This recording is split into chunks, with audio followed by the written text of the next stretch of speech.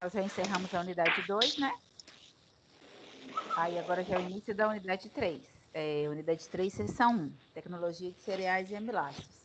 Só vai abrir o portal de vocês segunda-feira, dia 13, a parte da web aula. Mas a parte do livro vocês têm, né? Uhum. Só que Sim. na prova de semana que vem, eu vou cobrar só a unidade 1 e 2, viu? Essa aula de hoje não vai cair na prova. Tá?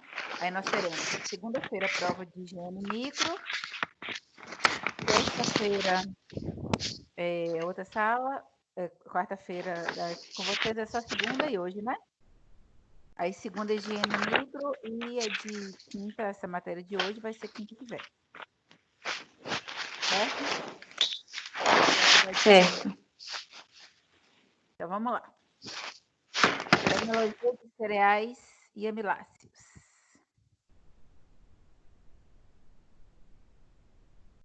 Conceitos. Cereais são alimentos de origem vegetal, constituídos de grãos e largamente consumidos pelos povos do mundo todo. O nome cereal deriva de Ceres, a deusa grega da agricultura e da colheita. São grãos que provêm das gramíneas, cujas sementes dão em espiga. São plantas de raízes fortes e fibrosas, talos rígidos, de onde emergem ramos e folhas estreitas. E são frutos verdadeiros de pericarpo, com casca, e que não se abrem quando maduros, denominados grãos. Então, estes são os conceitos de grãos. Histórico, né? Usados desde as mais remotas eras da civilização humana, facilidade de cultivo, conservação, alto valor nutricional e baixo peso, né? Nas escrituras mais antigas tem relato de que o homem fazia o pão usando o trigo, plantava o trigo, enfim. Os grãos eram utilizados há milhares e milhares de anos.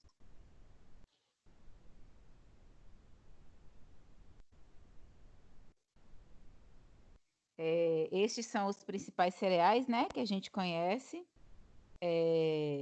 Trigo, milho, aveia, centeio, arroz, cevada. Aí tem o sorgo e tem o triticale, que não é tão comum, mas que é muito utilizado, principalmente na alimentação dos animais, né, nas rações. Valor nutritivo, né? Eles são pobres em lipídios. Alguns têm um pouco de lipídio, mas em porcentagem são pobres. Tem alguém me chamando no grupo aqui ou aqui? Meu áudio está baixo, gente? Não, mas tem gente que tá falando que tá pedindo para a senhora aceitar. Ué, mas não tá aparecendo aqui para aceitar, não? Não sei. Eu também não sei dizer por quê. Me aceita, Gabriele. Não tá aí, não? Gabriele? Não. Acho que ela tá entrando no link errado, não? Não tá aparecendo aqui.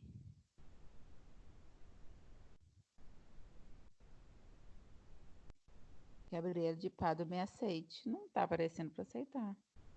Deve estar entrando no link errado.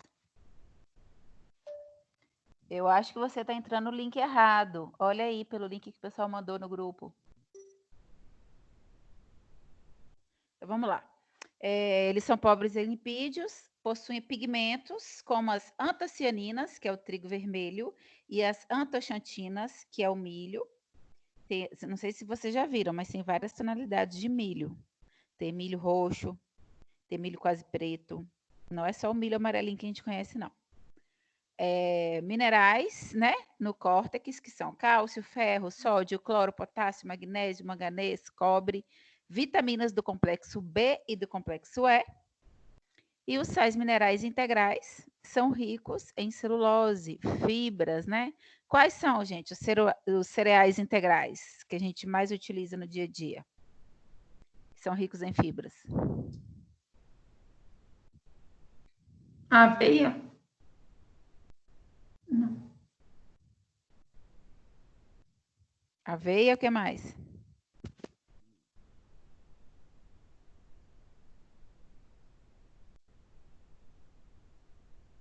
Hein, gente?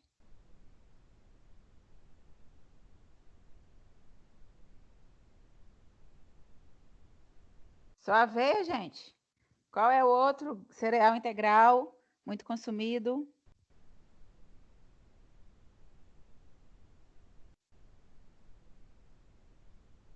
Só aveia, então. Nenhum outro. Ninguém come arroz integral.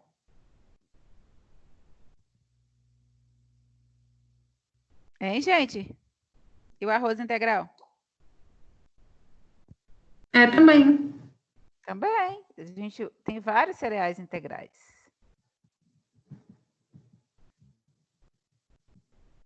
Então, vamos lá. Valor nutritivo, né? Eles têm um elevado teor de carboidrato, glicídio, glicose, cada um denomina de uma forma. Aqui é denominado como glicídios. Na aveia, 54% da aveia é carboidrato. E no trigo e no arroz, 78% é carboidrato. Por que na aveia tem menor quantidade de carboidrato? Porque a aveia tem bastante fibra, né? Já o trigo e o arroz branco não tem tanta. Então, por isso que o trigo e o arroz têm uma quantidade maior de carboidratos. Cereais maduros têm, em média, 10% de água. Cereais dessecados têm de 12% a 15%. E o valor proteico, né? Tem baixo valor proteico, que é no máximo de 4% no germe, sendo a glutenina, a gliadina e a conglutina as proteínas encontradas em maior quantidade. São deficientes em aminoácidos, lisina, treonina e triptofano. Tal deficiência pode ser compensada com a combinação de alimentos. Por exemplo, por que a nossa mistura do arroz com feijão é um alimento completo? Alguém já parou para pensar nisso? Que arroz com feijão é um alimento completo, a gente sempre vê falando isso, mas vocês sabem o real motivo por que a mistura do arroz com feijão ela é completa? Ou não? Só porque acha gostoso mesmo, porque é a nossa cultura. E aí, o que vocês acham? Eu não lembro, mas eu lembro que a professora Rayane tinha dito que, tipo, eu não sei dizer se era. Tipo, ela só resumiu, ela só tinha dito que os nutrientes se completavam porque. Tipo, o que. Tipo, alcançava um dos objetivos que a gente tinha diariamente sobre o requisito de consumir nutrientes. Só algo assim do tipo, eu não lembro de muita coisa, não. Então, é o seguinte, como os grãos, eles são incompletos, né? Eles têm deficiências de alguns aminoácidos. O arroz, ele é pobre em lisina, que é um aminoácido essencial, que a gente não produz, que a gente precisa. Já o feijão, ele é pobre em metionina, que é um outro aminoácido essencial. Aí, quando se mistura o arroz com o feijão vai completar o arroz na questão da metionina, da lisina, e o arroz vai completar o feijão na questão da metionina, um completa o outro. Aí eles se tornam um alimento completo, porque o arroz tem alguns aminoácidos que o feijão não tem e vice-versa. Então, eles são compensadas essas deficiências quando elas são ingeridas combinadas. Isso não é só o arroz e feijão. Tem outros alimentos que eles se completam. Então, eles sempre têm que ser fornecidos juntos. E a gente percebe isso quando a gente vai calcular a dieta, principalmente para alguma patologia específica, para alguma deficiência específica, que você quer atingir aquela quantidade ali da recomendação. Então, você vai lembrar e prestar atenção de fazer essas combinações e orientar o seu paciente a sempre consumir junto aqueles tipos de alimentos, nunca separado. Ok? Ok. Então, a estrutura dos cereais. Tem um desenho, né? Endosperma, germen. Aí o germen, né? Germe ou germen, que um dos mais famosos que a gente mais consome é o germen de trigo, que geralmente a gente recomenda para pessoas que têm constipação intestinal. Então, o germe ou germen, a maior porcentagem é proteína e lipídio. O endosperma, a parte de dentro, é rico em amido. E a parte externa do grão é o quê? Fibra, celulose.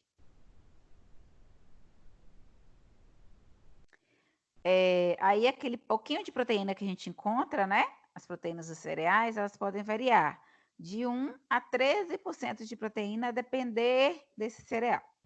Geralmente elas estão localizadas no endosperma, exceto na aveia.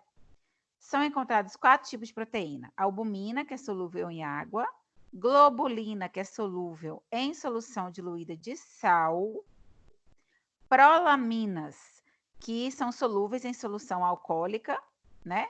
E gluteninas, que são solúveis em soluções ácidas ou alcalinas diluídas, e assim elas vão predominar. Então, nós temos esses 4 tipos aí de proteínas presente nos nossos cereais, né? Aí o guia alimentar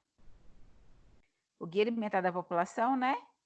Indica aí, ó, 2 partes de arroz para 1 parte de feijão, que aí seria a combinação perfeita, que um vai suprir o que falta no outro, ok? Ok. Arroz, nós temos vários tipos de arroz, né? Vários. Muitos utilizados aí na parte gourmet, né? Dos chefes de cozinha, que ficam aqueles pratos diferenciados. O dia a dia, né? Todo mundo consome geralmente o arroz branco polido, né? Alguns preferem o arroz parbolizado e alguns utilizam também o integral. Já o instantâneo é muito caro, não compensa, quase ninguém faz o uso. O selvagem é justamente mais nessa questão desses restaurantes mais chiques, os chefs. Tem o arroz negro também, que são mais os chefs que utilizam, e tem o arroz arbóreo. O arroz arbóreo a gente utiliza para fazer o quê, gente? Alguém sabe? Risoto. Risoto, né? Que é aquele arroz, ele é um arroz menorzinho e ele solta mais amido, né? Ele fica mais cremoso do que o arroz normal. Então, existem vários tipos no mercado de arroz. Mas o que a gente mais utiliza geralmente ou é o parbolizado branco, ou é o polido branco, tipo uma agulhinha, ou é o integral. Então, o arroz, né? Ele tem várias utilizações culinárias. Por exemplo, tem aquela farinha de arroz, né? Que é utilizada na alimentação infantil, que é o mucilon de arroz, farinha de arroz, aguardente saquê, né? Aquela bebida do Japão, saquê, que eles utilizam para fazer caipe saquê, ou tomam mesmo uma dose de saquê, ela é uma aguardente proveniente da fermentação do arroz, e não da cana-de-açúcar, igual a nossa cachaça. Temos óleo de arroz, temos algumas sobremesas, né? Preparações doces, arroz doce, pudim. O pessoal também está fazendo muito bolo, substituindo a farinha para pacientes que não podem consumir glúten. Aí faz com arroz, ou arroz integral, ou arroz branco. Cozinha o arroz só na água, sem nenhum tempero, e depois bate junto na massa. Aí faz o bolo. E também as preparações salgadas, né? Prato normal do nosso dia a dia, o básico, arroz branco, risoto, arroz de forno, bolinhos, geralmente quando sobra, né? O bolinho para o dia seguinte, faz o bolinho, sobra o arroz do dia anterior e faz o bolinho no dia seguinte, temperadinho, fritinho. Algumas pessoas recheiam com queijo, colocam parmesão, colocam cheiro verde, só que é fritura, né? E é bom lembrar que não contém glúten.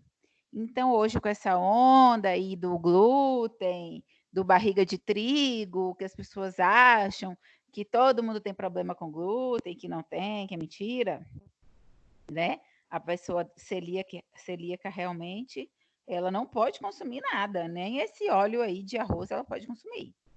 Óleo de arroz não. Nem nenhum derivado que tenha glúten ela pode consumir, porque ela vai parar no hospital. Quem é celíaco? Agora, a maioria das pessoas não são celíacas. A maioria das pessoas comem mal, malham errado e ficam atrás de solução mágica, pílula mágica, e acreditam que tirando, excluindo o glúten da dieta, elas vão emagrecer. Aí o que elas começam a fazer? Elas começam a substituir todas as outras a farinha de trigo, né? E começam a substituir pelo quê? Farinha de arroz. Arroz para fazer o bolo. Só que elas esquecem que vai ter até mais caloria. Então, muitas receitas fit de Instagram, de certas blogueiras, essa substituição da farinha de trigo por farinha de arroz, por farinha de amêndoa, por outra farinha, pode se tornar até mais calórica aquela receita e não tem nada de fit. E no fim das contas, a pessoa nem vai matar a vontade que ela estava de comer um pãozinho, né? De comer um pão caseiro, de comer um bolo. Por quê? Porque não é o mesmo sabor. Você está fazendo trocas, você está alterando a receita. Então, se você estava com a vontade de X alimento, você substituindo, fazendo uma receita parecida, substituindo a maioria dos ingredientes, isso não vai matar a sua vontade. Você vai comer, vai engordar, porque às vezes é mais calórico, e não vai matar a sua vontade. E depois pode gerar uma compulsão alimentar que é muito pior. Então, tem que ter muito cuidado com essa questão de substituição de troca para um paciente que não é doente. Para um paciente saudável que só quer perder peso, não faz sentido eliminar o glúten da dieta dessa pessoa, sendo que ela não tem problema com glúten. Ok? Perguntas?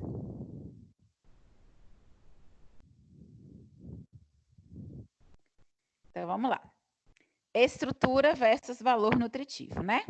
A estrutura a gente viu que tem o endosperma no meio, o germe e o farelo que é em volta. A casca, né, o envoltório, a parte externa do grão, corresponde a 14,5% do grão. Com predominância de quê? De celulose, de minerais, de proteínas e vitaminas do complexo B. Isso na casca. Já o endosperma, né, aquela parte de dentro, a parte central, corresponde a 84% do grão, que é rico em glicídios, né, carboidratos, amido, pequenas quantidades de proteína. Já o germe, o embrião, só corresponde a 1,5% do grão, né? Que pode ter o lipídio, proteína, mineral, é rico em vitamina E e vitaminas do complexo B, mas é 1,5% só. Aí quando a pessoa vai, o paciente vai e fala assim, ô doutora, por que eu tenho que comer arroz integral? Por que eu tenho que comer macarrão integral? Aí, geralmente, as pessoas acham que é mais saudável, que tem mais nutrientes, que isso, que aquilo. Não, gente, a diferença é o seguinte. Vocês estão percebendo ali. Na casca, 14,5% da casca, né, que é predominantemente a fibra, ela vai ter minerais, proteínas, vitaminas do complexo B, mas é muito pouco. Então, em calorias, um alimento integral de um alimento refinado vai ser a mesma coisa. Se você pegar o arroz branco, arroz integral, farinha branca, farinha integral, em calorias é a mesma coisa. Porém, o integral vai ter um pouquinho mais aí, esses 14,5% aí, né? Dessa parte externa, pode conter um pouco de proteína e um pouco de vitamina do complexo B. E com certeza vai ter a fibra. Então, via de regra, a gente fazer a substituição de um alimento comum pelo alimento integral, seja macarrão integral, arroz integral, trigo integral, é por conta da fibra. Se for um paciente diabético, vai nos ajudar a evitar um pico de glicemia, né? Se for um paciente para perda de peso, vai nos ajudar porque o alimento integral, ele demora mais tempo para ser digerido, então dá uma sensação de saciedade por mais tempo. Então, são estratégias. Agora, afirmar, decretar que tem que ser o integral, porque o integral é mais saudável, é tão pouco essa quantidade aí de vitamina do complexo B, de minerais e proteínas, que faz pouca diferença. Você consegue atingir isso aí com uma salada crua, com folhosos, com uma carne, né, com uma biodisponibilidade boa, enfim. Não necessariamente você tem que obrigar o seu paciente a comer arroz integral e macarrão integral se ele não gosta, porque a quantidade que você vai conseguir atingir aí de proteína e vitamina é muito baixa. E era melhor você colocar uma outra verdura, um outro tipo de carne que você atingiria até a maior quantidade e deixaria seu paciente muito mais satisfeito, né? Com o paladar muito melhor para ele. Se for um arroz branco normal que ele gosta, porém com bastante salada que vai fornecer aí essa fibra que precisa e esses outros nutrientes aí que você quer atingir. Ok? Perguntas?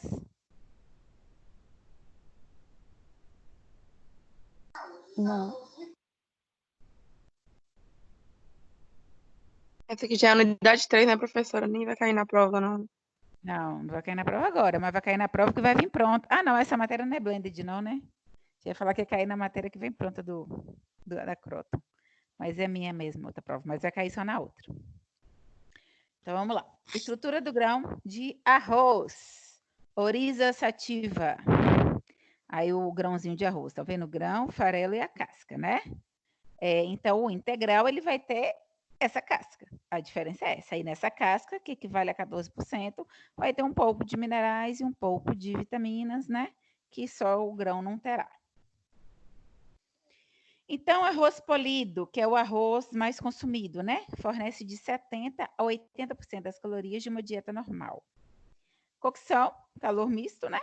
Ele é curto e redondo, tende a empapar quando coccionado, se colocar muita água principalmente.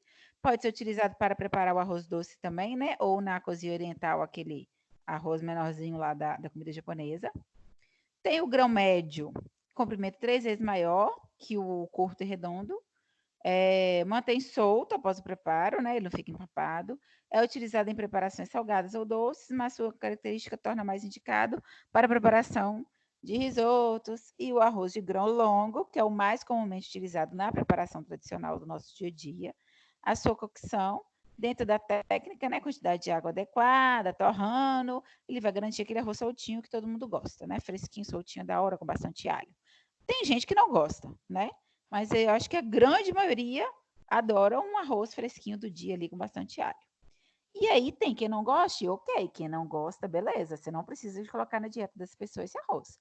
Agora, em compensação, tem várias pessoas que amam arroz. Que não vai adiantar você tirar o arroz da dieta dela.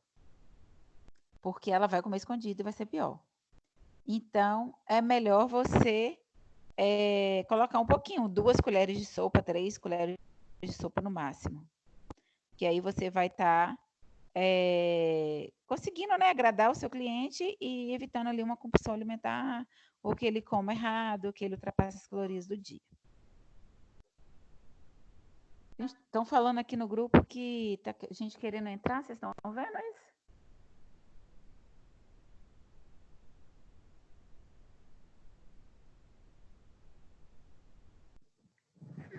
Aqui não aparece nada, não. Sim.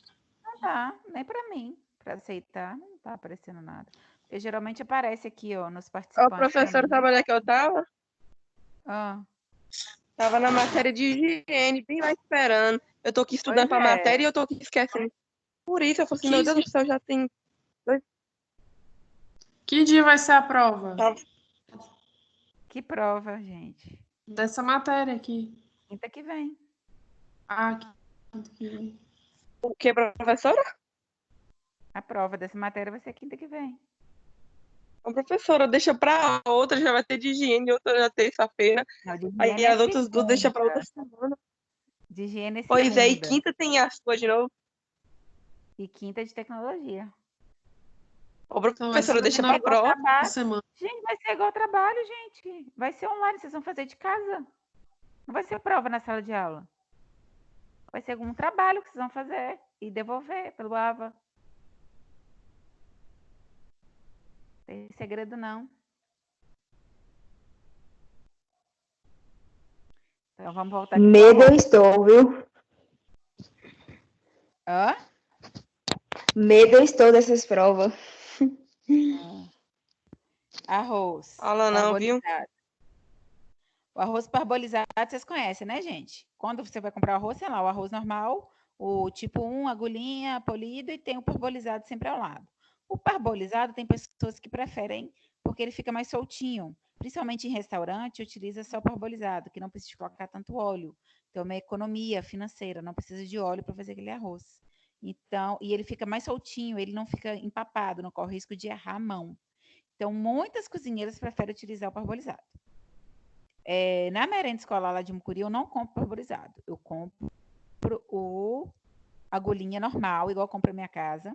Porque eu, particularmente, não gosto do parbolizado, porque eu acho que o parbolizado não pega o gostinho do alho, ele tem um gosto diferenciado que não me agrada. Então, toda vez eu peço na licitação um arroz normal, mesmo porque eu faço o arroz doce, né, também no cardápio, e o arroz, o agulhinha fica melhor no arroz doce. Então, qual é o processo do arroz parbolizado, né? O arroz com casca, ele passa por uma pré-limpeza, que vai retirar a casca, palha, grãos danificados. Vai ser macerado, maceração, encharcamento. Vai ser tratado com vapor, gelatinização. Vai para a secagem. Depois dessa secagem, vai para o descascamento, tirar as cascas. Polimento. Depois vai ser selecionado e empacotado. Esse é o arroz parbolizado. Então, o arroz parbolizado, ele tem um pouco mais de nutrientes do que o arroz agulhinha normal que a gente geralmente consome. Então, as vantagens do arroz parbolizado quais são? Não precisa de utilizar óleo, ele fica soltinho, ele não vai ficar empapado, e ele tem ele consegue segurar um pouco mais de nutrientes, vitaminas, do que o arroz polido.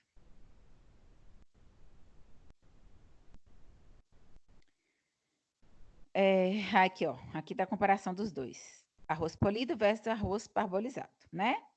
O arroz branco não passa pelo tratamento hidrotérmico, por isso ele tem menos vitaminas. Já o parbolizado, ele passa pelo tratamento térmico com casca, né? E aí essas vitaminas são absorvidas pelo grão. E aí depois são descascadas e mantém, como se essas bolinhas azuisinhas aí do desenho, ó, são as vitaminas, tá vendo? Então, o arroz branco tem lá 1, 2, 3, 4 pontinhas azul só. Enquanto o de baixo, que é o parbolizado, tem muito mais. Porque durante esse processamento térmico que o parbolizado sofre, ele faz com que ele retenha maior quantidade aí de vitaminas, enquanto o polido não tem. Ok? Então, se cair na prova, qual arroz você colocaria num planejamento alimentar e por quê? Colocaria o parbolizado, porque o parbolizado utiliza menos óleo, que é menos gasto, principalmente em grandes quantidades de um restaurante, que faz mais de 100 quilos no dia de arroz, e também pelo fato dele reter uma quantidade maior de vitaminas. Ok? Ok. Aí tá a comparação, né, das vitaminas, tiamina, riboflavina, niacina. Comparando o arroz branco, que é o azulzinho, com o roxinho, que é o parbolizado, a gente vê que é grande a diferença da niacina e da tiamina. A riboflavina não varia muito. Já o arroz instantâneo. Alguém já comprou arroz instantâneo, gente? Que é tipo um arroz miojo? Tem, ele é vendido... Aqui em Teixeira eu nunca vi para comprar. Geralmente, capital que a gente vê. Ele é importado, aí ele vem na sacolinha, na porçãozinha mesmo. Aí vem dentro de uma caixinha. Aí na caixinha vem um monte de sacolinha. Aí ele é instantâneo. Rapidinho ele fica pronto, né? Para a sua reconstituição, basta adicionar água fervente e cozinhar por 2, 3 minutos. E está pronto o seu arroz. Só que ele é muito mais caro. Temos o arroz selvagem. A gente acha para comprar arroz selvagem geralmente na Nativa, loja de produtos naturais. É uma gramínea aquática de longos grãos escuros, né? É geralmente comercializado misturado com arroz integral para diminuir seu custo. Valor nutritivo rico em proteínas e vitaminas do complexo B. Não é propriamente um arroz, utilizado como acompanhamento de carnes e aves. E o sabor característico é de noz. Geralmente tem aquele arroz 7 grãos também, que vem misturado arroz selvagem nele. Se alguém tem o hábito de consumir aquele arroz, ele é muito bom. Arroz integral. Ele remove-se, né, apenas a casca externa, permanece com o farelo, com a fina película, onde se encontra a maior parte dos nutrientes, localizada entre a casca e o grão. Tempo de cocção é muito maior, né? De preferência, colocar na panela de pressão, porque o farelo age como uma barreira à penetração da água. E aí, com isso, ele demora muito mais tempo para cozinhar. Então, quando você está com pressa, você tem que colocar ele na pressão. Mas uma tática do arroz integral é o seguinte: você deixa ele dormir de molho. Aí, no dia seguinte, ele cozinha mais fácil, mais rápido. Aí não precisa de pressão. Arroz arbóreo, né? Que é o italiano lá do risoto. É uma variedade de arroz italiano com grão polido, redondo e branco, e pequenininho, redondinho.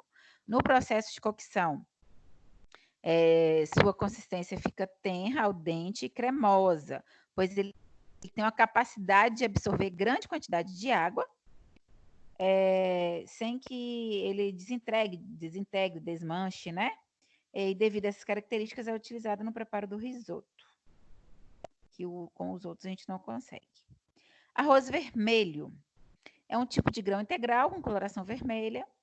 Além de ter muitos nutrientes, né? Ele tem também muitos antioxidantes naturais. E se for parcialmente polido, ele fica rajado e perde um pouco do valor nutricional.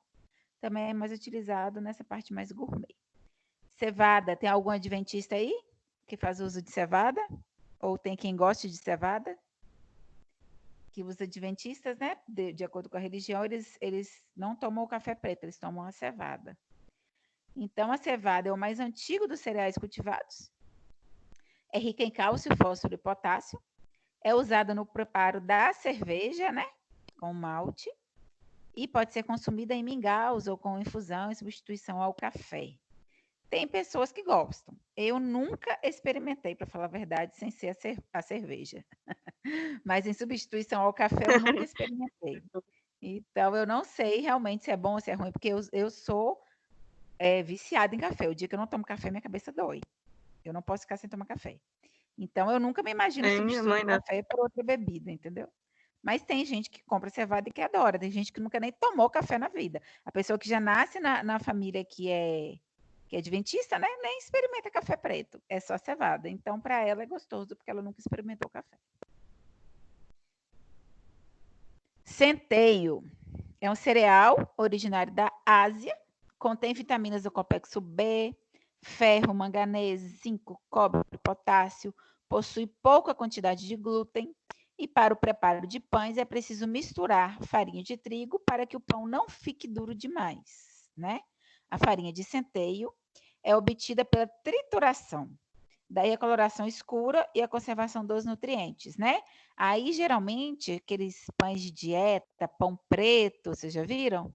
É porque são feitos com centeio. Aquele pão preto pesado, geralmente vende, inclusive, na Nativa, é porque em substituição aí coloca só um pouquinho de farinha de trigo, por causa da liga do glúten, mas utiliza a maior quantidade de centeio. Aveia, né? Todo mundo conhece. A aveia não passa por beneficiamento, né? Ela é rica em fibras, beta-glucana. Ela é rica em vitaminas do complexo B, complexo E, cálcio, ferro, fósforo, proteínas. Apresenta sob forma de flocos, ou flocos finos, ou a farinha. A gente encontra os 3 tipos no mercado, né? Sempre fica uma caixinha do ladinho da outra lá. Flocos, que é bem maiorzinho, assim, lembra um sucrilhos menorzinho. Aí tem o flocos fino, geralmente é o que as pessoas preferem para fazer um mingauzinho. E tem a farinha, que muitas pessoas substituem no lugar do trigo. Mas tem que ter cuidado, porque algumas aveias contêm glúten. Na hora da fabricação, na hora do envase. Aí tem que estar escrito lá, sem glúten, porque a pessoa celíaca não pode ter contato com nada de glúten. Então, para o celíaco, não é simplesmente orientar usar aveia, não. Tem que orientar que pode usar aveia, mas que tem que ler o rótulo antes de comprar. Que algumas marcas vem escrito lá, contém glúten. É utilizado na culinária, né, para fazer pão, biscoito, bolo, mingau, pode ser colocado nas frutas, né, com mel, tem pessoas que usam para fazer almôndega, hambúrguer, torta salgada, creme, sopa, enfim, dá para usar em vários locais, principalmente em substituição de outras farinhas.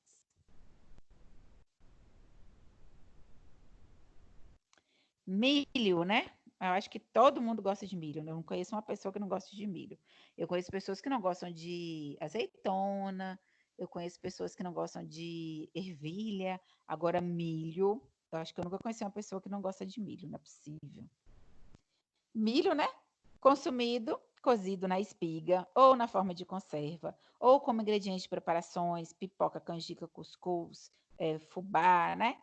É rico em ácidos graxos poliinsaturados, é amido, extrai farinha de milho, quirera e fubá. Amido de milho é a maisena, viu, gente? É branquinha, mas vem do milho. Pode ser usada também em mingau infantil, flocos de milho, pamonha, curau, bolo, pão, pudim e não contém glúten. Amaranto. Alguém já comeu amaranto, gente? Ou já ouviu falar aí a caixinha da Jasmine de amaranto, ó? Amaranto, Nunca ouvi falar. ele é Eu já originário comi. Então, ele é um grão que as pessoas utilizam em saladas, né? É originário dos Andes, é tipo parente da quinoa, que ficou tão que a quinoa também vem dos Andes. É rico em proteínas, cálcio, fósforo e potássio. É encontrado em flocos, que pode ser preparado com frutas, vitaminas, mingau, mel, e não contém glúten também. Então, é um substituto também para o celíaco, né? Em substituição aí no lanche, no café da manhã. Já o sorgo, as pessoas falam sorgo, o que é isso? Eu nunca ouvi falar, eu nunca vi isso. Mas é mais normal que a gente pensa, né?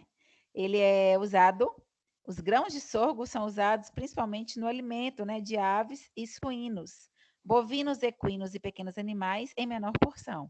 Em maior quantidade seria na avicultura e na suinocultura. A variedade branca é usada por alguns povos da África como arroz, né? E os grãos também podem ser utilizados na produção de farinha, para panificação, amido industrial, álcool e a palhada com ferrugem ou cobertura no solo, né, para os animais, que geralmente utiliza de outros, igual do milho mesmo, que geralmente é utilizada, mas pode utilizar do sorgo também. Então, nós não consumimos diretamente o sorgo, mas os animais consomem. E depois a gente come o animal. Trigo é um dos cereais mais utilizados, consumido na forma de farinha branca ou integral, farelo, germe ou grão parcialmente processado, né? Trigo para quibe, triguilho, tabule. Vocês gostam, gente, de colocar na salada de vocês?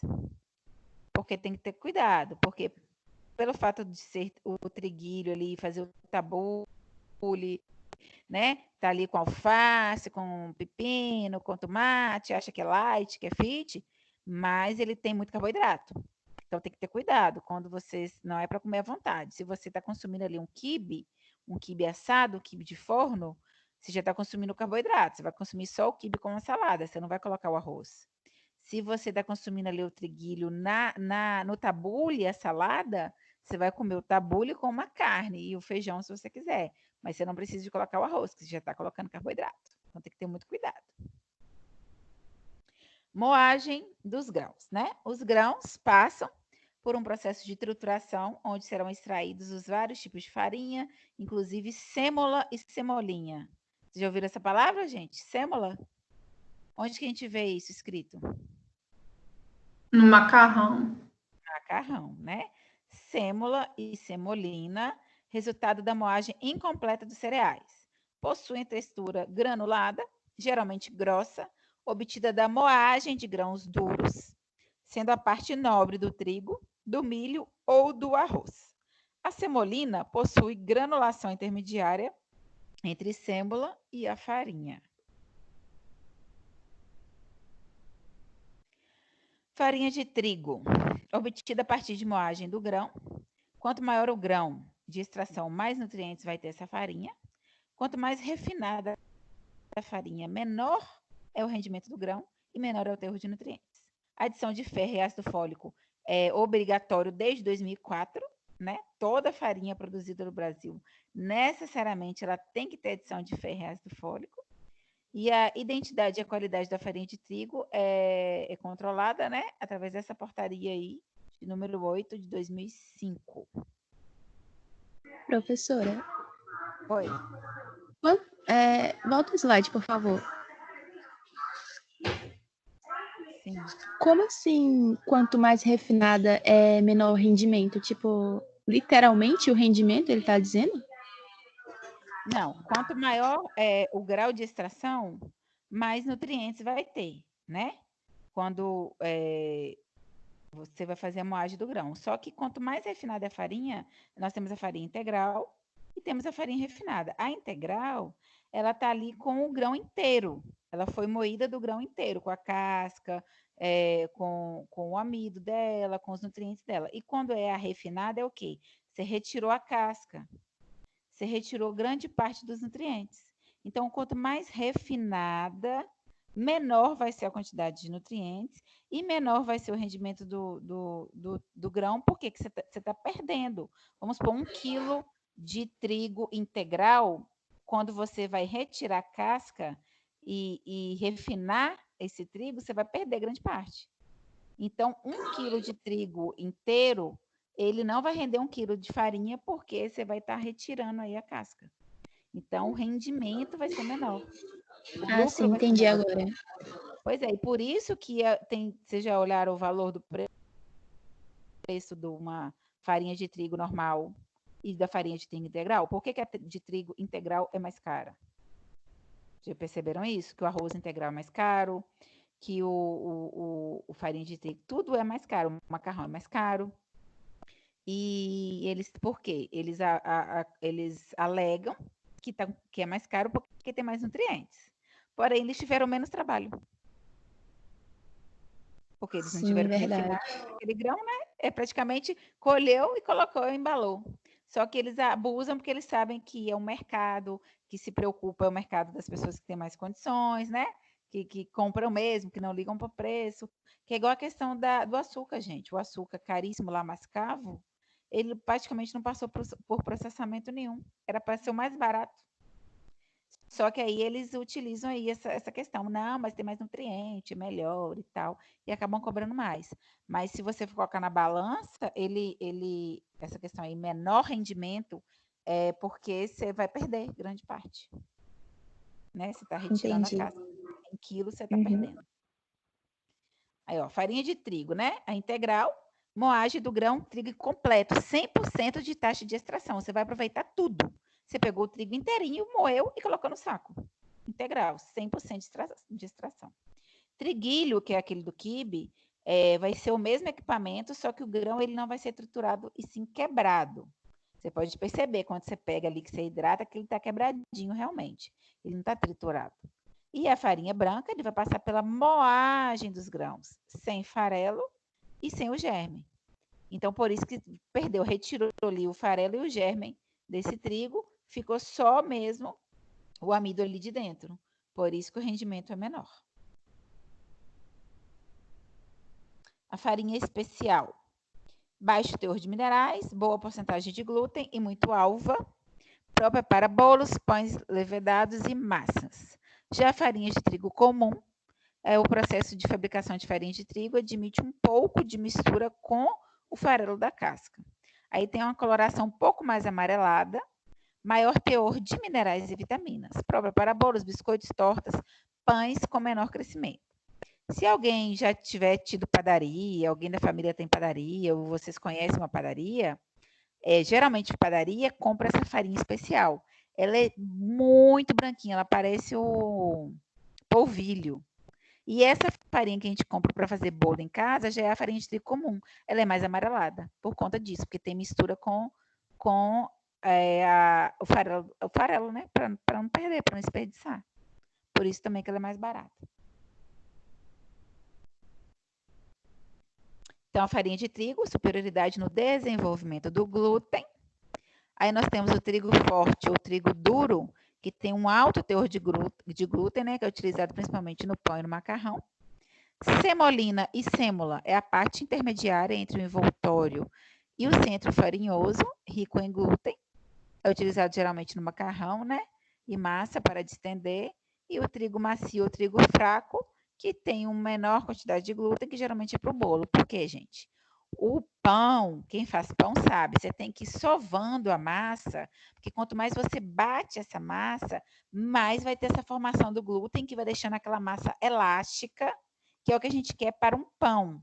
Agora, o bolo, geralmente você quer o quê? Uma massa aerada, né? Por isso que você bate a clara em neve antes, aí você mistura com todo cuidado. Então, no bolo, a gente usa esse trigo mais fraco, que tem menor quantidade de glúten, porque a gente não quer um bolo duro, um bolo solado. A gente quer uma massa aerada, fofinha. Por isso que é errado bater o trigo no liquidificador, na batedeira. Você bate só os líquidos e depois você mistura, né, com o fouet, o trigo ali, só para ele aderir mesmo à massa, não formar bolinha, e coloca o fermento. Se você ficar batendo por horas a farinha de trigo na mistura líquida do bolo, seu bolo não vai ficar fofinho. O segredo do bolo fofinho aerado é você não bater. É você só misturar o trigo por último ali, um pouco antes de colocar o fermento, nos ingredientes líquidos que realmente foram batidos por mais tempo. Esse é o segredo do bolo fofinho. Já o pão é o contrário. Você tem que bater, bater, bater, salvar, salvar, salvar, porque aí ele vai ficar cada vez mais elástico e aí sim você vai conseguir o pão do jeito que você quer. Ok? Então, Ok. glúten, proteína que promove elasticidade aos produtos derivados do trigo. Está presente no trigo, na aveia, na cevada, no centeio. Gliadina mais glutenina e mais água formam esse complexo elástico, que proporciona essa liga, né? Que retém o gás carbônico. Então, o que é a massa de pão? A massa de pão vai ter água, vai ter o trigo duro, e vai ter o fermento, que vai o quê? Ajudar ainda mais a reter esse gás carbônico para fazer a massa crescer. Então, por isso que a intenção de bater, de sovar a massa do pão, é para que ele cresça mais. Quanto mais bate, mais cresce. Já o bolo, não. Você tem que misturar com cuidado a farinha de trigo para não formar essa liga aí de glúten. A gente não quer que surja, que é o contrário do pão. Então, o glúten se desenvolve nas massas pela ação de bater, misturar, sovar, né? Que vai dar essa elasticidade. E quanto maior o teor de glúten nessa farinha, mais apropriada para massas e pães, né? E já quem tem doença celíaca não pode nem triscar em nada que tenha glúten, que vai passar mal. Farinha de milho, né? Muito utilizada aqui no Nordeste, né? Pode ser a fininha, que é a fubarina, pode ser a média, que é o fubá, pode ser a mais grossa, que é a canjiquinha, e a purificada, que é o amido de milho, que é a branquinha lá da maisena, né? Então, a comparação de valor nutricional aí entre o fubá de milho e o amido de milho. O fubá de milho é o amarelinho, que a gente faz a polenta, o angu ou o bolo. Já o amido de milho é o branquinho ali, que a gente engrossa molhos ou faz o mingau de maisena, né? Então, em calorias é praticamente a mesma coisa. Em proteínas, o fubá tem muito mais do que o amido. Em lipídios, também tem mais lipídio no fubá. Carboidrato, praticamente a mesma coisa. E fibra, o fubá de milho tem muita, enquanto o amido não tem nada. Então, quando a gente for substituir, principalmente no caso do celíaco, e se for um celíaco que tenha problemas intestinais, né? Aí a gente pode pensar aí, o que a gente quer usar? Um com mais fibra, que seria o fubá, ou o amido, que já é bem refinado, que não vai ter fibra nenhuma. Aí, por exemplo, se ele está com crise de diarreia, você usa o amido. Se ele já está com problemas de constipação, você usa o fubá. São características que a gente tem que estar sempre lembrando.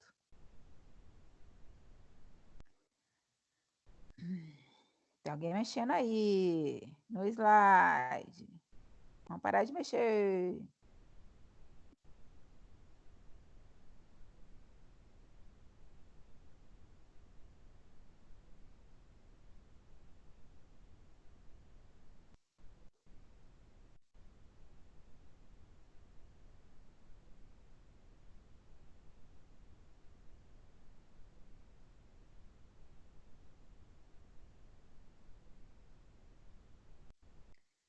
Então, vamos lá. Farinha de aveia. É empregada principalmente na manufatura de flocos. Alguns tipos são pré-cozidos e requerem apenas uma adição de leite ou água quente antes de serem consumidos. E quase todo o germe do farelo de aveia fica retido. Farinha de centeio é reparado com grão integral, por isso possui o que eu não estou conseguindo ler.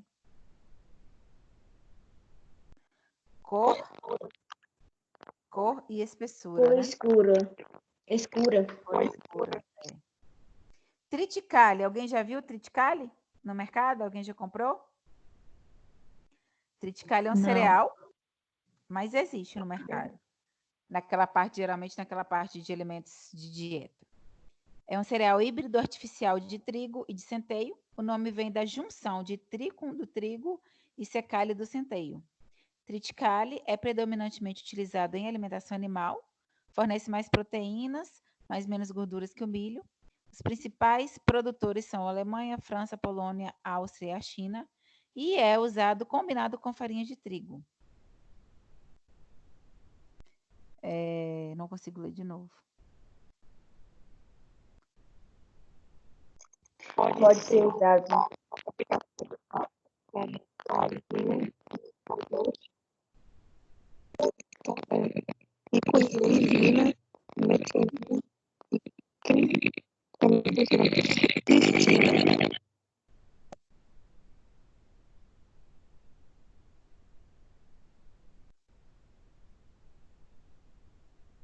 É rico em lisina, metionina e cistina. E ele pode ser usado para fabricar talharim, espaguete, é isso? Isso. Trigo sarraceno ou mourisco, ou ainda trigo negro, não é trigo nem cereal, é da família do ruibarbo e da bardana, rico em antioxidantes, é nativo da Ásia, foi alimento dos japoneses por séculos. A Rússia é atualmente a maior produtora e consumidora. Tem um ótimo valor nutritivo porque é rico em proteína, fibras e ferro, e não contém glúten. Servido como grãos cozidos, panquecas e mingau.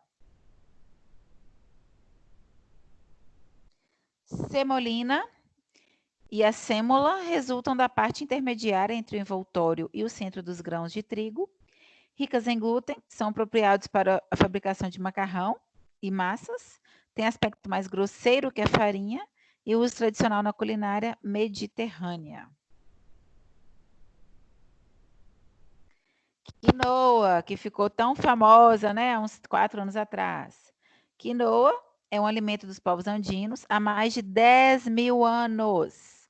Valor proteico superior ao dos demais cereais, contém 23% de proteínas e grande quantidade de vitaminas, tais como B1, B2, B3, B6, C e E. Por ser rica em lisina, cistina e metionina, é um ótimo complemento para leguminosas. Aí o que aconteceu? Entrou na moda aí das blogueiras, né? Como alimento do momento, o salvador das dietas, porque ele era rico em proteína, 23% de proteína, realmente tem bastante proteína.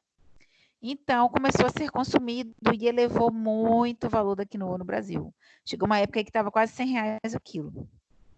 E esses povos andinos, coitados, que faz parte da alimentação deles há mais de 10.000 anos, começou a faltar para eles, porque o mercado queria exportar, vender caro, principalmente para o Brasil. E para eles, que era tipo feijão com arroz deles, lá ficou faltando, porque quem produzia queria exportar e não vender no mercado interno, né? Aí agora eu acredito que já regularizou, porque passou aí essa fase aí de quinoa em tudo. Só quem gosta mesmo que continua consumindo. Pelo menos eu imagino, né? Para mim, a quinoa bem feita numa salada fica muito parecido com o triguilho. Só que o triguilho tem mais carboidrato e a quinoa tem muito mais proteína. Então, a depender da dieta que você está fazendo, é melhor você colocar quinoa. Mas não justifica quando está com preço caríssimo você colocar na dieta. Você vai ter outros substitutos, né? No lugar dessa quinoa. Ela também é rica em minerais como ferro, fósforo e cálcio. Pelo alto teor de gorduras, o valor calórico está calculado em 350 calorias em 100 gramas, só que 100 gramas de quinoa é muita coisa, porque ela rende muito, né? 100 gramas de quinoa crua, no caso. É possível acrescentar quinoa à alimentação de diversas formas. Na salada, como arroz, em risoto, sopa, com leite, com iogurte, substituindo a farinha de trigo, misturada com suco, ou vitaminas, ou com frutas, e não contém glúten. Aí nós temos as características principais, né, dos componentes dos cereais. Amido, né, é o principal componente das farinhas. A função do amido é o quê? Engrossar e geleificar, né, as preparações durante a cocção. Fica tipo gelatina mesmo, né, quando você vai fazer ali um mingau de maisena, quando você vai fazer seu molho branco, tudo que você colocar o amido, ele vai geleificar ali, engrossar, vai ser um engrossante.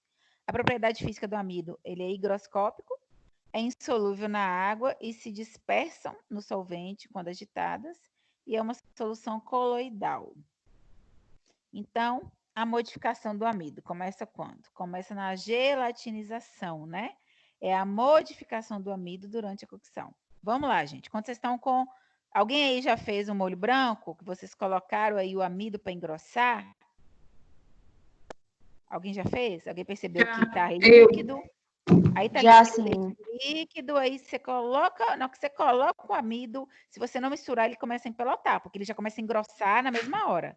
Aí você tem que ficar misturando, misturando para ele ficar lisinho, né? Esse é o processo de gelatinização, que ele vai modificando, né, da forma líquida para essa forma de gelatina. Por quê? Porque vai ocorrer a dilatação dos grânulos em água aquecida. É só na água aquecida que acontece, na água fria não acontece. Essa membrana que envolve o amido, ela vai tornando permeável com o aquecimento. Só com o aquecimento, na fria não torna. E aí esse processo completo, né? Suspensão permanente, translúcido ou transparente, consistente e gelatinoso. Antigamente, vocês podem perguntar aí para as avós de vocês. Falava engomar, fazer a goma para passar a roupa. Fazia água com amido, aí ficava tipo uma gelatina transparente, translúcida, que passava na roupa para engomar, para ficar durinha, tipo roupa de Minha mãe tem loja. hora, minha mãe tem hora Hã? que faz. Minha mãe de Pois vez é, em isso quando faz. aí. É só a água com amido, aí fica transparente, fica translúcido. E quando está no leite, no mingau ou no molho branco, vai ficar da cor que você está colocando, né? Farinha de trigo e fubá, eles são opacos, né? Devido à presença de outros componentes além do amido. O amido em si, que é aquele branquinho, que é a maisena, que vai ficar translúcido. Se você for fazer com farinha de trigo ou com fubá, não vai ficar translúcido, porque eles têm outros componentes. Aí, o que pode afetar aí nessa propriedade do gel? A temperatura, né?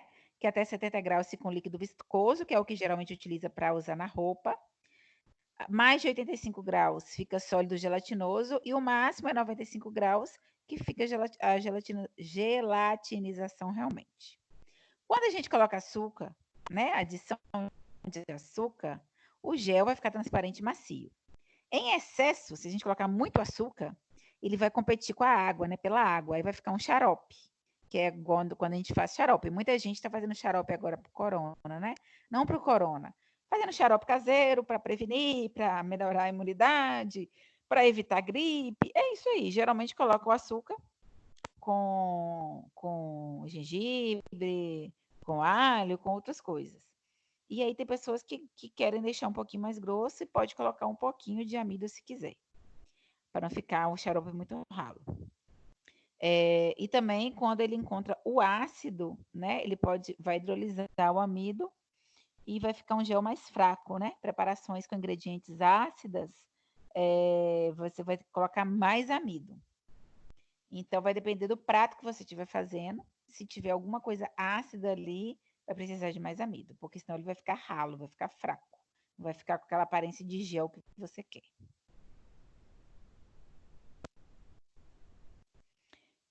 Efeito de agitação. No processo de cocção, os grãos de amido tornam-se frágeis, podendo ser rompidos, se houver muita agitação. Então, por isso que o ideal é a gente usar aquele fouet para misturar na panela.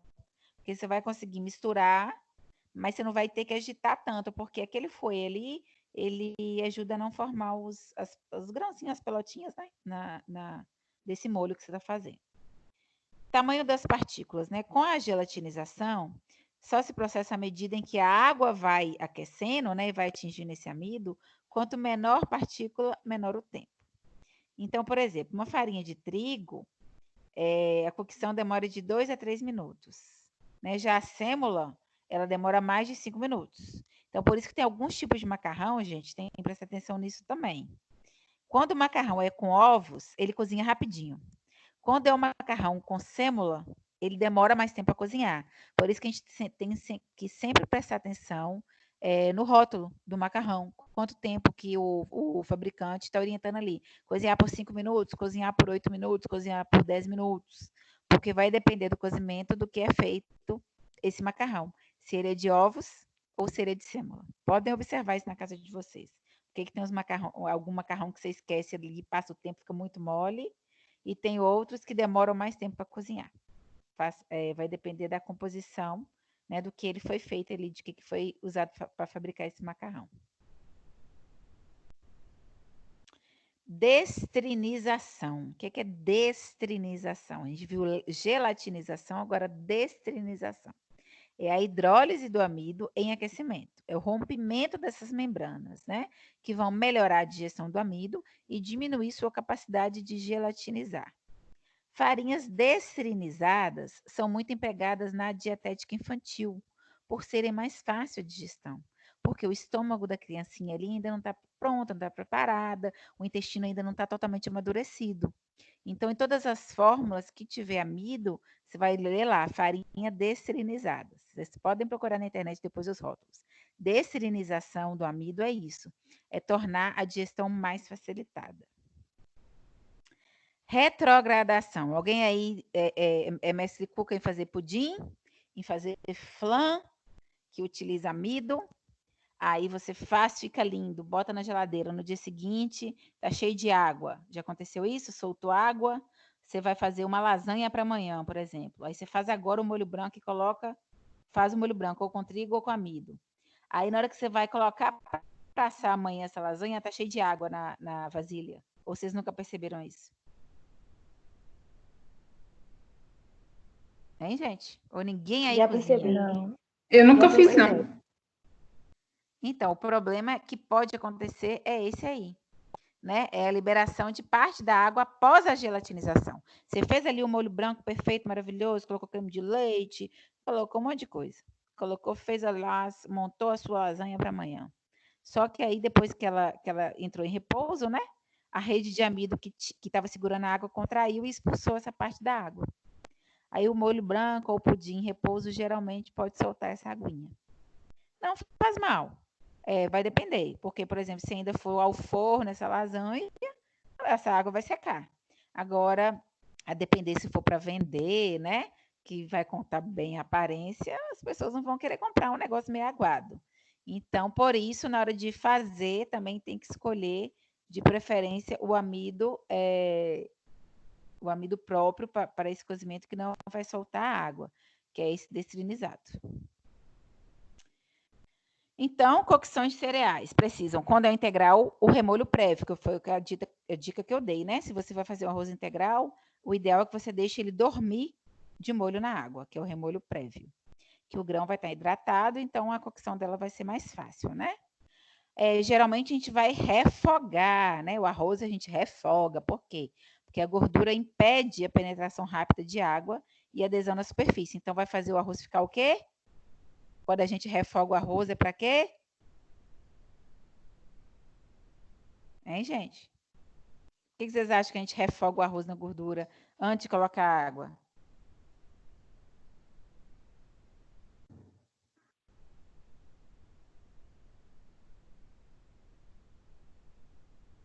Hein, gente? Vocês nunca pararam para pensar por que refoga o arroz no óleo, ou no azeite, ou na banha de porco antes de colocar água? Para pegar sabor? Não. Eu também achava que era isso. Não. A gordura impede a penetração rápida de água. Isso vai fazer com que o arroz fique soltinho. Porque se você não colocar óleo nenhum, o arroz pode ficar empapado. Então, por isso que a gente torra o arroz antes no óleo, para que ele fique soltinho. Quanto mais tempo você conseguir torrar o arroz, mais soltinho ele vai ficar. Então, grãos em excesso de água e cocção prolongada vai virar aquele arroz papa, né? Também temos o calor seco, né? Que é uma forma de cozinhar os cereais, por exemplo, o milho assado ou a pipoca. E também o calor seco mais a trituração e esmagamento do grão em cilindros aquecidos, que são cereais pré-cozidos, né? Da indústria. Que aí vai ser mais fácil o cozimento, tipo aquelas farinhas lá de criança, mucilon de arroz, mucilon de milho, enfim. Aí aqui tem alguns exemplos, né? De forma de preparo: milho, arroz, trigo para quibe, trigo farelo, aveia, centeio, cevada. Armazenamento, né? Qual é a forma? Dura muito? Como que é armazenado? Como que é a embalagem? Como que é a data de validade desses produtos, né? Como é a tecnologia de alimentos nesses produtos? Eles devem ser armazenados em local fresco e arejado, sem contato com a luz solar, estrados livres de insetos e roedores. Isso quando fica nos galpões antes das empresas comprarem e embalarem, né? Porque, por exemplo, pensa em uma marca aí, Tio Urbano. O tio Urbano, ele não planta o arroz e não colhe o arroz. Ele já compra sacas de arroz para ele fazer o beneficiamento ali, para ele fazer o integral, para ele fazer o polido, né? Ele vai comprar sacas de arroz.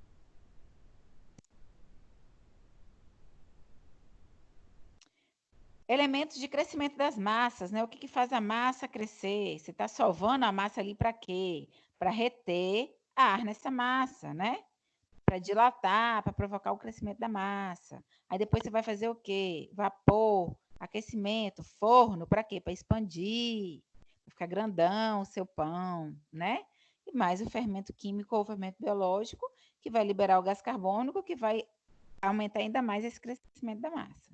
Então, a massa só cresce se você sovar bastante essa massa para dar a liga do glúten, mas o fermento que vai ajudar a reter aí dentro da massa esse gás carbônico e finalizando com vapor, assar, né? Calor quente para expandir e cozinhar. O que faz a massa crescer? O fermento biológico, né? Que é um fungo que precisa de açúcar, porque senão esse fungo ele não vai se expandir, ele precisa de água e ele precisa de calor, entre 27 e 30 graus. Por isso que geralmente fala assim, quando você vai fazer pão, depois que você sovar bastante a massa, coloca ele numa vasilha no forno, porque o forno geralmente é mais quentinho, o forno desligado. E espera aí o pão crescer. Em padarias, gente, tem uns armários que você coloca a temperatura desse armário e deixa o pão lá crescer, para depois você assar o pão. Porque tem que estar entre 27 e 30 graus. Teixeira, por exemplo, que é um lugar muito quente, dentro de uma padaria, que fica com o forno ligado o dia todo, fica mais de 50 graus. Então, isso não é bom para o pão. Aí, geralmente, padarias utiliza não para aquecer, para resfriar, para que a massa cresça da forma correta. Ok? Que aí, depois você vai descansar essa massa na temperatura correta e ela vai dobrar de volume. E depois vai aumentar mais ainda quando você for assar. Temos o fermento químico, né, que é o mais utilizado em casa, que são sais ácidos, com bicarbonato de cálcio. São os ingredientes básicos, né, de pães e biscoito, que é farinha, fermento, água e os sabores que você quiser colocar. E tem as nomenclaturas, né, pão francês, pão italiano, pão sovado, pão americano, pão preto, pão de sanduíche, pão de baguete. Depois, né, eles de prontos, eles devem ser armazenados em local fresco, arejado, por até 5 dias, embrulhados em sacos plásticos. Vocês já perceberam que quando você compra o pão, que ele vem no saco de papel, e você deixa dormir no saco de papel, de manhã ele tá como? Tá macio de manhã? Se ele dormir no saco de papel? Tá duro. Duro. Agora, se você colocar ele na sacolinha de plástico, ele amanhece molinho. Então, a melhor forma de guardar o pão é embrulhado em sacos plásticos, ok? Aí aqui tô falando da RDC, né, 263, de 2005, que regulamenta, né, os produtos cereais, amidos, farinhas e farelos.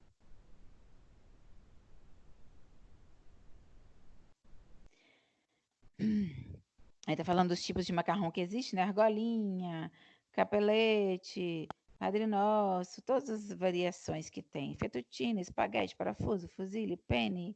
E aí vai depender da sua receita, você vai optar por um formato de macarrão, né? Se você for rechear, ou a lasanha, ou canelone, ou rigatone, você vai rechear. Aí tem outras variedades, dependendo da marca. Bolo pode ser doce ou salgado, né? Que geralmente é a mistura de farinha com fermento, ovo, gordura, seja óleo, seja manteiga, seja margarina, e o leite, ou a água, ou um suco de alguma fruta. Consistência pode ser ou leve ou pesada, né? Leve. A consistência leve, o pão de ló, né? Quanto maior a quantidade de ar, mais leve, mais fofinho vai ser seu bolo. Pesada, quando você coloca muita gordura, excesso de óleo, excesso de manteiga, vai ficar aquela massa pesada, né? Aquele bolo que você pega que tá pesado, que tá soltando gordura, e ele não vai ficar fofinho, não vai ficar aerado. Mas aí vai depender do que você quer. Aí tem os tipos de torta, só para fazer vontade, né? Pizza, origem italiana, mesmos ingredientes do pão, farinha de trigo, água, sal e fermento. Isso vai variar nas coberturas. Pão neolítico, 10.000 anos antes de Cristo, né? Processo de levedação pelos egípcios, com ingredientes básicos, que era farinha, levedo, fermento e água. E depois foi acrescentando sal, gordura, ovo, leite, e foi variando aí os tipos de pães que a gente tem hoje. Ok? Perguntas? Ô, professora, as aulas de laboratório será para cozinhar? Também. Aí, quando a Ah, gente voltar, né? Se a gente voltar mesmo dia 4 de maio, a gente já volta com as aulas de laboratório. Aí, por enquanto, gente, essa unidade 2 e unidade 3, eu não vou passar atividade avaliativa, porque eu estou na expectativa da gente voltar às aulas, e aí, tendo aula no laboratório, aí eu dou a avaliação em cima do relatório, né? Depois da aula prática. Então, por enquanto, eu não vou passar atividade. Ok? Ok. Então, vou parar a gravação aqui. Estudem para quinta-feira. Vou postar a prova lá no AVA, daquela forma de quiz, né? Que vocês respondem lá mesmo. Aí vocês vão